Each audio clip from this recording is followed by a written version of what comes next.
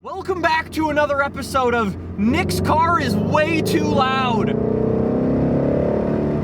But oh boy, do I love it. This is my Shelby GT350, boys. Oh, that feels so weird to be saying, but yes, welcome to my Shelby GT350. Today is the day we are officially starting up our modification process on the Shelby GT350 to make it feel a little bit more like my car. Now, I don't want to get your hopes up. It's nothing crazy. It's nothing huge. It's nothing that's even going to make the car much faster. Well, it might make the car faster, but it will make my life driving this car significantly easier. However, before we get to that, I did want to mention two small little things. One, I've got to give you guys a mega shout out for all of the support on the last video. Seriously, you guys have no idea how much it means that you guys just checked out the video, supported it, clicked the like button, commented with either questions, suggestions of things to let me know, or things that I should be looking at for this car. Seriously,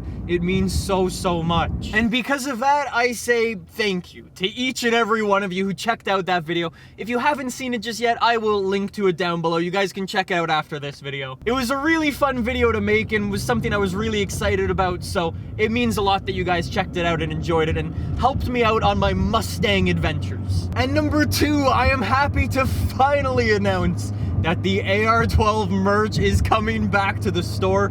It has been sold out for the past 6 months, and it is finally up for pre-order today. All of your favorite AR12 merch, the t-shirts, the hoodies, the snapbacks, it is all back up for pre-order starting today. So if you want to pick it up, do not wait, because I genuinely don't know when it'll be coming back next. I do actually want to apologize for the long wait to get the merch back finally in the store. It's just that the place that we actually use to produce all of our merch, they went from producing our merch and merch for a bunch of other people to producing face masks with everything going on right now. It's a great way to support the channel and allow us to do what we do every single day, so without you guys it wouldn't be possible. So if you do want to check it out, link is down below. Anyways, you're probably wondering what is the modification that we are gonna be doing today, and let me show you. It is this thing. This doesn't look like very much, but this is gonna drastically change the way this car drives. For those of you who don't know,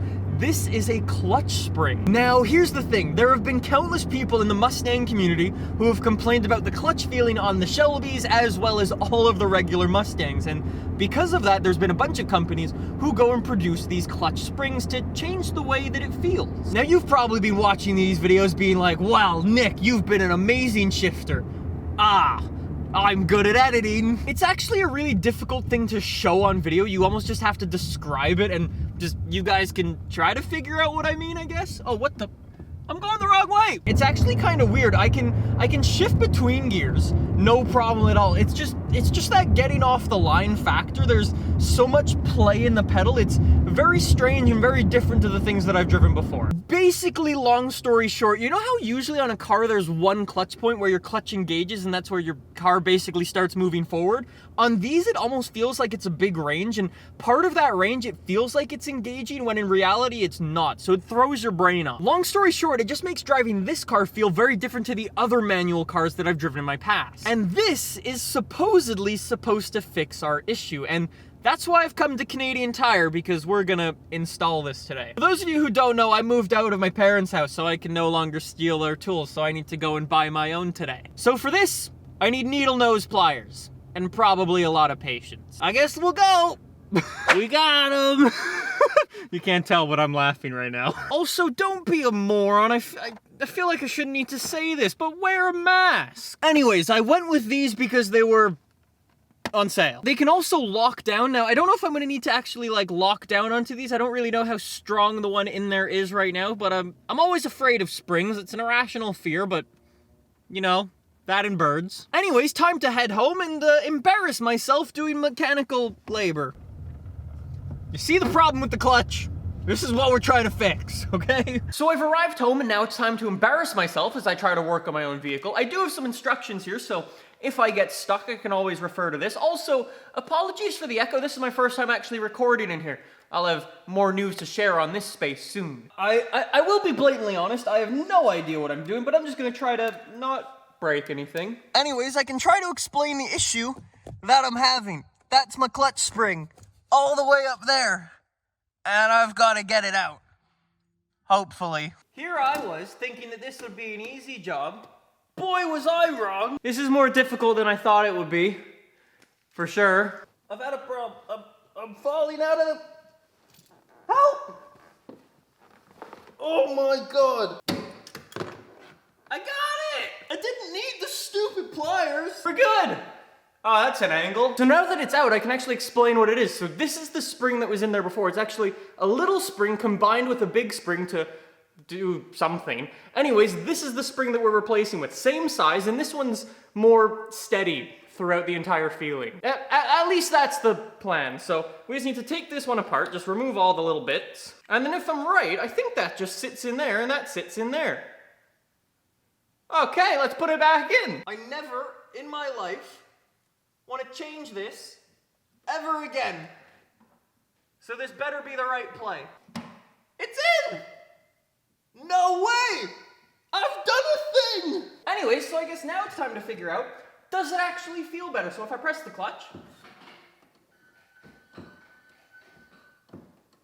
I'm not sure. We need to go for a drive. So after all of that, let's figure out if it was actually worth it. Let's hope right off the bat. Ooh, straight to the engagement, okay. Okay, so have we wasted our time and our money? Based off that, I'm gonna say no.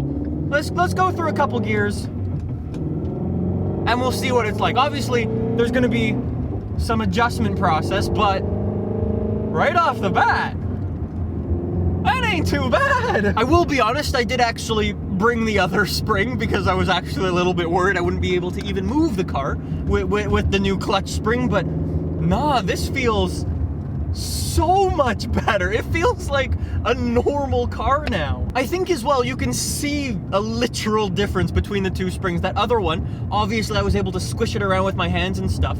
This one is so stiff, I can barely move the thing, like a tiny amount. I'll be honest, I didn't actually look at the spring before this, but it makes a lot of sense now that there's like huge feeling in one part and then not very much in the other. I think that's the best way to describe it. We had this huge spring that was super stiff to push and just making our life considerably more difficult. And then when you finally pulled out, you engage that second smaller clutch and it makes sense why it was so difficult. The big question now is, do I keep this one? I gotta say, off early impressions alone, obviously I'm gonna test it for like a week or so, but I think based off early impressions, I think I'm gonna keep this spring. And the new clutch spring is just so much more linear than the old one was. You can feel your clutch go in, you can feel it when it starts to engage, and you can take it all the way out. It feels 1,000 times better. I honestly wouldn't have thought something that's like a small modification to make would make this big of a difference, but in reality, it's kind of insane how much more smooth it makes it. That's crazy. This is just so much more like what I'm used to driving. This feels so much better. Anyway, so obviously I'm gonna be testing out this clutch spring for a little while longer. I'm gonna give myself some time to adjust to it before I come to any sort of like real conclusion. So if you'd like to follow along on that journey, feel free to follow me on Instagram. That's where I'll let you guys know what I actually end up doing with this. But based off early impressions, yeah, I think I'm gonna be sticking with this one. I already feel more comfortable with this clutch spring in the first 30 minutes of driving this car than I have in the first 30 days of driving the car before. Anyways, that's where we're gonna wrap this video up. I know it's a little bit different to the stuff I usually make, so if you do wanna see more types of these type of videos, please click that like button. It lets me know you guys enjoyed it and do wanna see some more. Keep in mind, I do have some car parts actually on the way, thanks to your guys' suggestions as well. In the last video, like I said, I asked you guys for a bunch of suggestions and you guys told me what you guys like on your car, what you guys don't like on your car, and what I should be looking into for my Shelby GT350. And I've done that and you guys reached out to me and some stuff is officially on the way. So we'll cross fingers that things don't get delayed in the post, and hopefully we should be back soon doing some more Shelby GT350 customization videos. Until then though, thank you guys so much for watching. Like I said, thank you for all of the support. If you do want to go and check out the Air 12 merch, it'll be linked in the description. Do not wait too long before it all sells out though. Until next time though, thank you guys so much for watching and I'll see you guys soon. with some more Shelby GT350 videos. See you guys then.